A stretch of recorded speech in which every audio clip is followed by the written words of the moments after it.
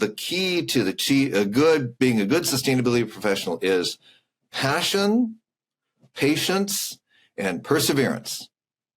And I said, Bob, I totally agree with you. But there's one other thing that you're missing. It's not a P, it's a C. You need passion, patience, perseverance, but you also need charm. You need to be able to get people, to charm people, to get them to like you, to get them to think about sustainability and why it matters.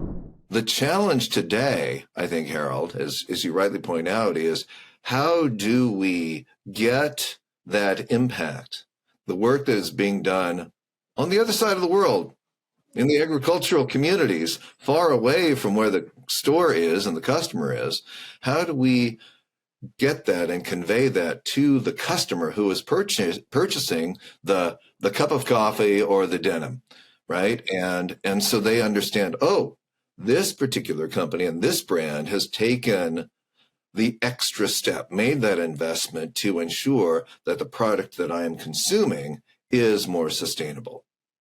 So communicating that is really an important area of focus today. And the messages are there, but how do we make it more effective so that the customer really knows and understands? I asked myself that very question 30 years ago when I was getting ready to go from this nonprofit foundation into the corporate world. And I asked one of my mentors who had been with the Ford Foundation for many years. And I went to him and I said, Bill, if I join the corporate sector, am I, joining the dark side?